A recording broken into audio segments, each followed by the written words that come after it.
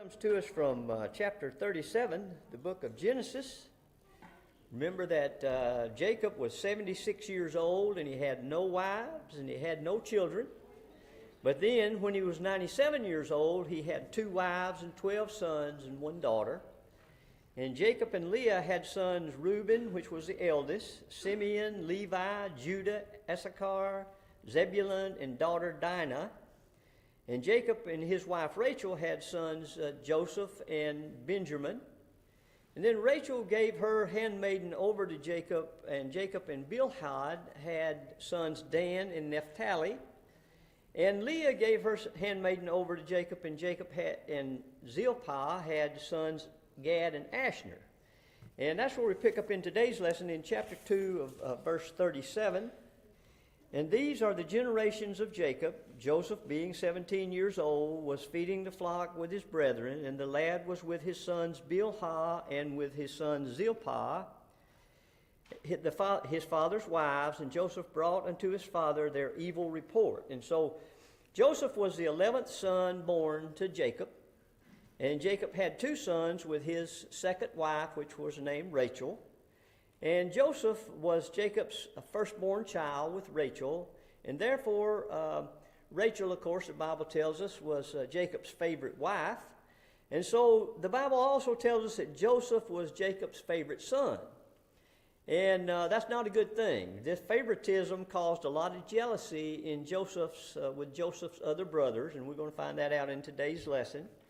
And in verse 2, tells us that Joseph was about 17 years old, and he was working with the 7th brother called Gad and the 8th brother called Asher, who were the sons of between Jacob and Zilpah, who was Leah's handmaiden, and they were out in the field working. And while they were working, Joseph overheard many of his brothers speaking bad things about Jacob. And so Joseph went and told his father about the evil things that he had heard his brothers speaking of about Jacob. And in verse 3, now Israel loved Joseph more than all of his children, because he was the son of his old age, and he made him a coat of many colors. And so Jacob's name here is referred to as Israel, because remember in last week's lesson he had changed his name from Jacob to Israel. God had changed that name. And the verse tells us outright that Joseph was the favorite son of Jacob. And this verse lets us know that having one child as a favorite over another child, that's just not a good thing to do. And it can cause many relationship problems, as we're going to see. And here, Jacob treated Joseph special by making him a coat of many colors, which made it that much worse, to mark him as his favorite child. And, the one thing we can note here is the Bible doesn't sugarcoat anything. It doesn't sugarcoat any verses. The Bible is the true Word of God, tells things exactly like they are, even though here, him doing that is just not a good thing. I mean, it's just not a good thing to show that kind of favoritism, but the Bible tells it exactly like it is. And then in verse 4 tells us that the acts of the father in showing favoritism caused the brothers to hate their father. And, of course, hate is a very, very strong word. And this hate caused the brothers to talk things about their father that Jacob overheard. There's so much emotion in hate that they didn't want to talk to their father about the situation. They wanted to talk about their father, which means, it's a bad thing when you go to other people and you start talking about someone else. It's just a bad thing to do that. And that's what it's talking about here, that there was so much hate involved that they didn't want to talk to their father about the problem. They wanted to talk about their problem to other people. And this, of course, makes the situation work. That never works out. I used to teach high school, and I can tell you right now, that usually ends up in some kind of fight one way or the other between girls and girls or boys and boys. Because it just doesn't work out that way when you start talking about people. But a problem can never be solved if you don't really confront the problem.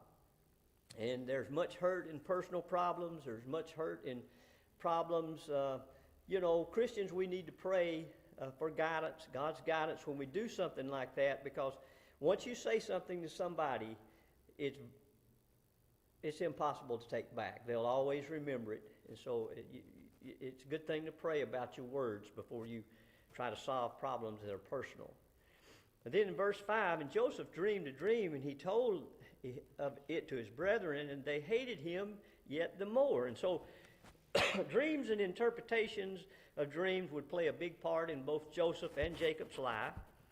The dream in this chapter led to a negative consequence.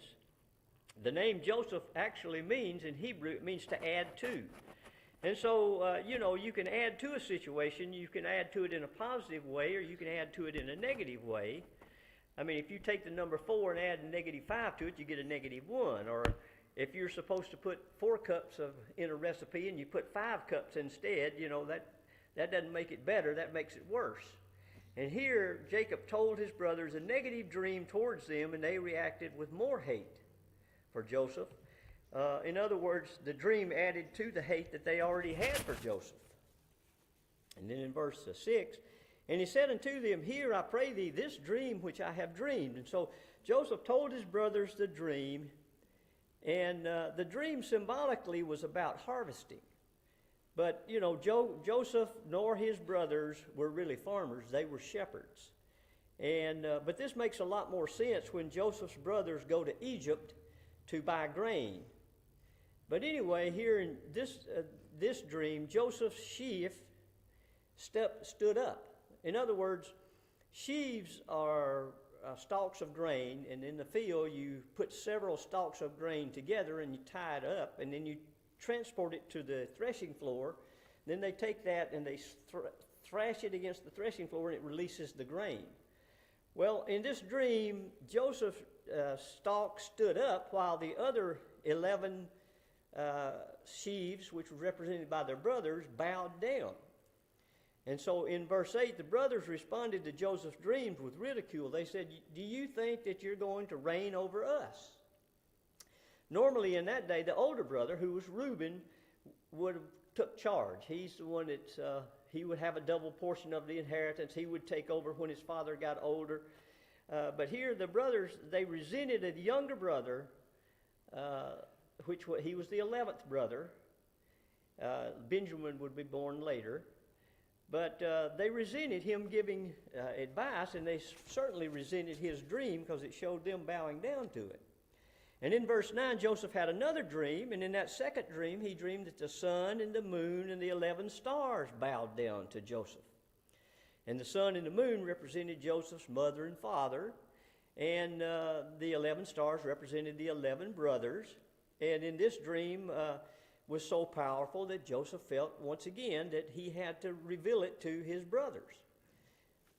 And then in verse 10, when Jacob heard the dream from Joseph, Jacob was also perturbed and rebuked him and said, Jacob couldn't understand any circumstances where he was going to have to bow down to his son. And so Jacob said to Joseph, are your mother and your brother and me going to bow down to you? And Joseph's dream was causing just a lot of tension in the family. And then in verse 11, and his brethren envied him, but his father observed the saying. And so this verse tells us that the brothers, they were just jealous. They were very jealous of him. But it also tells us that Jacob, his father, kept the matter in his mind because Jacob himself had experienced dreams that greatly affected his life. And so remember at Bethel, Jacob had a dream of God and angels and descending on the staircase, and then later he had a dream God's angels met him when he returned to the promised land in chapter 32. And also Jacob had learned by experience that sometimes God reveals his plans through dreams, and his plans may not be always understandable at the time of the dream. And also we have to remember that God is God.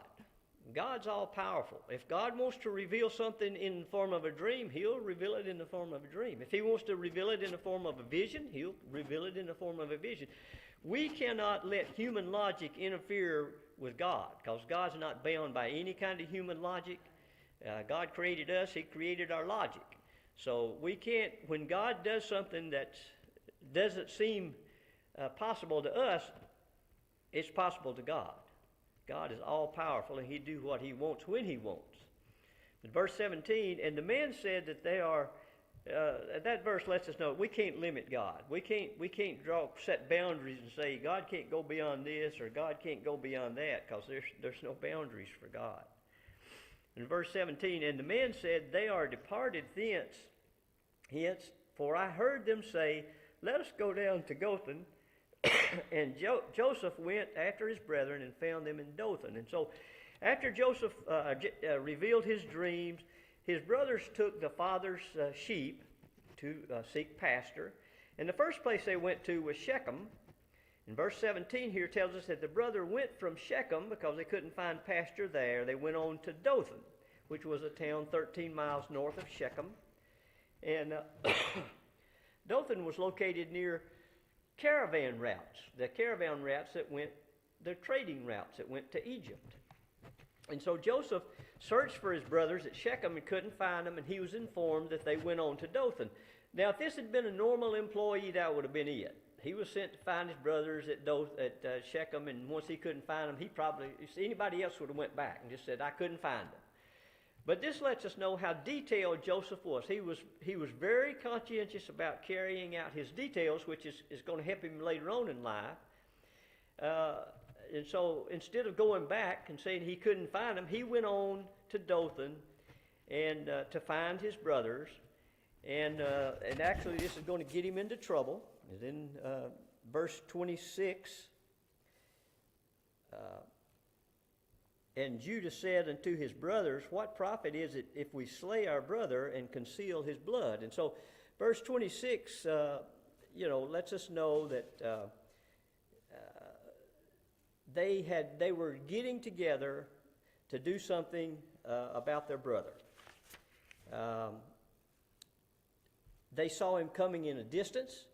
And verse 23 tells us that he was wearing his coat of many colors, which made him stand out even more. And this infuriated his brothers, and they made a plot. They were plotted to kill his brothers out of hatred for his brother. And verse 19 says, here comes that dreamer. And then in verse 20, some of the brothers wanted to kill Joseph and throw him into a pit. But Reuben didn't agree with their plan, and he suggested to put Joseph in a pit while he was still alive. The pit was dug in that day to catch rainwater because, water was precious in that particular day and time. And so they schemed to put Joseph in a dry pit called a cistern. And their scheme was to report to Jacob that a vicious animal had ate Joseph. And the last part of verse 20 says, then we'll see what becomes of this dreamer, of his dreams. And so in verse 23 tells us that Joseph took off his coat, and the brothers there in verse 31 put blood on it and gave it to Jacob. And verse 34 tells us Jacob rent his clothes and mourned many days. But let's go back and let's take a look at what really happened. Verse 26 says, what profit is it if we slay our brother and conceal his blood? And verse 28 tells us that they sold him to a group of Midianite traders. So they'd done a lot of scheming, but when it come right down to it, they sold him to a group of Midianite traders. And the verse also mentioned Ishmaelites. And the Ishmaelites refer to the descendants of Abraham, Abraham's son Ishmael. And so it appears that some of the Ishmaelites had moved to the land of Midian, and so the Midianite traders were probably Ishmaelites. And so the brothers sold Joseph for 20 pieces of silver, and Leviticus 27:5 tells us and lets us know the value of a person between 5 and, if you were selling a servant between 5 and 20, Leviticus 7:5 says, and if it be, it didn't even call it a person, it just says, and if it be, instead of calling it a human being, if he be, it says, and if it be from 5 years old even until 20 years old, then thy estimation shall be of the male 20 shekels, and for a female 10 shekels. And so the price for a male slave in Joseph's day was 20 shekels of silver.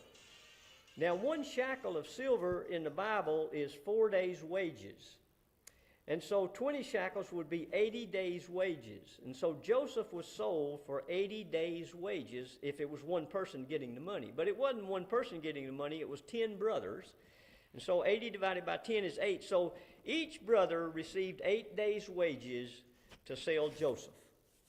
And so they did. They sold him into slavery. And then we pick up in chapter 39, verse 1. And Joseph was brought down to Egypt, and Potiphar, an officer of the Pharaoh, of the captain of the guard, an Egyptian, bought him from the hands of the Ishmaelites, which had brought him down thither. And so Joseph was sold by his brothers to the Midianite traders. They took him to Egypt, and they sold him to a man named Potiphar. And Potiphar was an official of the Pharaoh in the Egyptian court. Potiphar was an important man because he had the title of captain of the guard. And the Ishmaelites mentioned here are descendants, as we said, from Abraham's son Ishmael, and they lived in the land of Midian. And they were traders. And so they sold Joseph to Potiphar, and so by this one traitorous action, Joseph's life went from being a favorite son of Jacob to being sold as a slave in Egypt. So his life just changed immediately, overnight. And then in verse 2, and the Lord was with Joseph, and he was a prosperous man, and he was in the house of his master of the Egyptian. And so, of course, this was all part of God's plan, but I'm sure at the time it didn't feel like a plan to Joseph. It was part of God's plan, but I'm sure it was a very hardship to Joseph. But God knew where Joseph was, and the verse 2 tells us that the Lord was with Joseph. And when God is with us, who can stand against us? And verse 2 tells us that Joseph became a successful man. Now, the word successful here means that Joseph was in the right position to advance the will of God. That's what this word successful means, because I'm sure Joseph didn't feel successful. But he was in the right position to advance God's will, and therefore he was successful. And Joseph was not wallowing in self-pity, woe is me because I've been sold into slavery. He had accepted his circumstance. He felt God's presence with him. He had a sense of purpose. He would do if he was going to be a slave, he was going to be the very best slave he could be. And also Joseph, is told that, he finds pleasure in helping other people. And then in verse 3, Joseph was so effective at his task that Potiphar could see that the Lord was with Joseph. In other words, Joseph was so successful at his task that he was put in charge of all of Potiphar's household.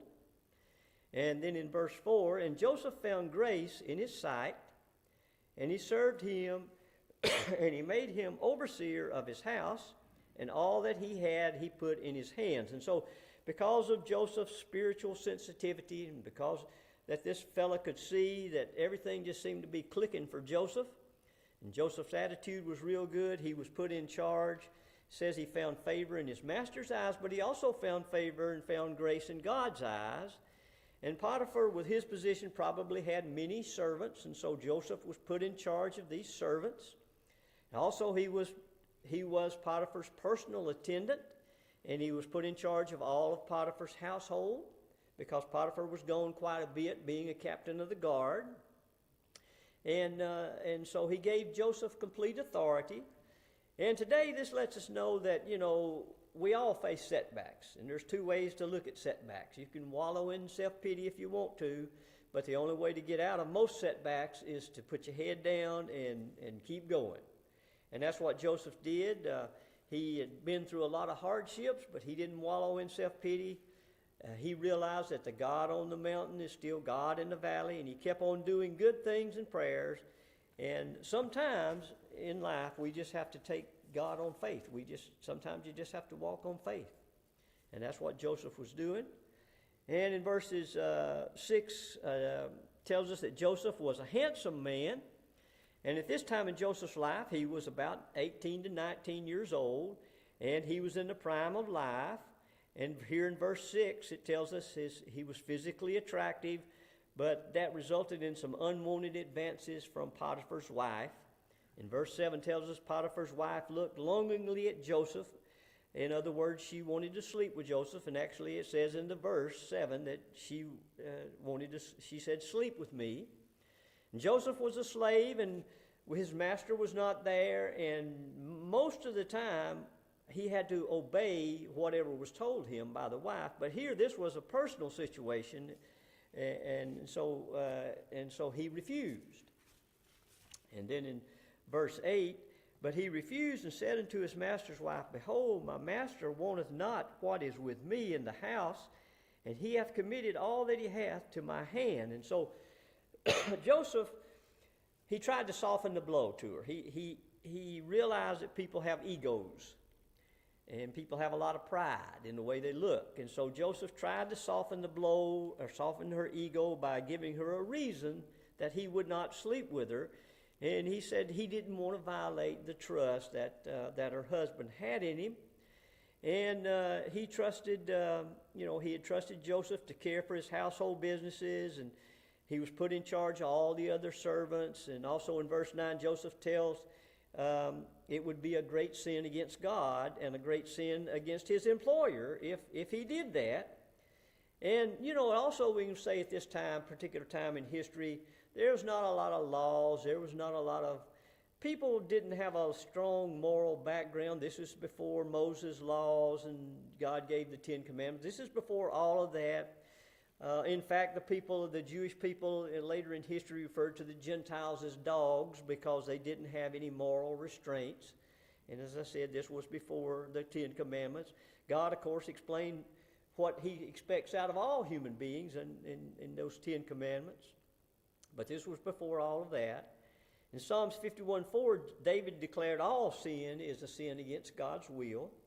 But here Joseph told the woman that it would be a great sin against God, and that he couldn't do that. And then in 10 through 12, Potiphar's wife continues with her request day after day. She was persistent, and Joseph absolutely refused her. And one day, Joseph went into the house to do his work, and there was no other servants there. And Potiphar's wife took the opportunity to tempt Joseph once again. And she grabbed a hold of his garment, and when she did, he left so quickly that it pulled the garment off of Joseph. He didn't have any clothes on, and she was left standing there with his garment in her hand. And so she felt like she had to come up with some kind of reason. And so in verses 13, "And it came to pass when she saw that she had left his garment in her hand and was fled forth." So she felt like she had to come up with some kind of story for the other servants. And also, the woman's pride had been hurt. Her ego had been hurt.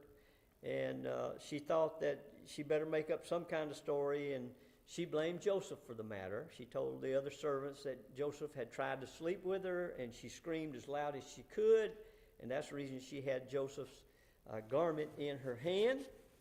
And then in verse 19, "And it came to pass when his master heard the words of his wife, which she spake unto him, saying, After this manner did thy servant to me, that his wrath was kindled."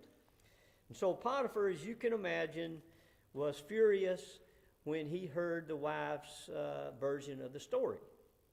And although he might have had reason to believe that her story might not be true, I'm sure he had reason to believe that, knowing her character, he nevertheless had to put Joseph in prison, and that's what he did. He had Joseph thrown into prison. And Joseph, who had done nothing wrong, now had been sold by his brothers into slavery. And he'd done nothing wrong in this situation, and he's been put into prison.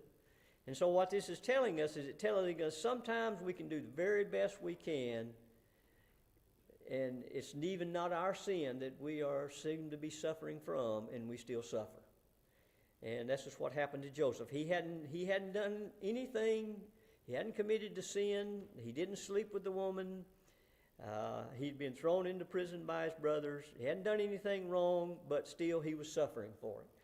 But as I said before, he had a good attitude. He was not going to wallow in his self-pity. And we can take heart that God will make everything right. God is a just God. And sometimes temporary circumstances, the consequences of sin, can put our life in turmoil. But we have to keep on trucking, because God will make everything right in the end. The Bible tells us greater is he that is in you than is he that is in the world. And, of course, this story doesn't end there, and we'll pick up next week with Joseph continuing to rise in the land of the Egyptians, so much so that everything is going to be made right for him, as his brothers are going to come back and have to answer to him to buy some grain when there's a severe shortage and a severe drought in Canaan. We got any prayer requests or comments or questions today? Good to see everybody out there.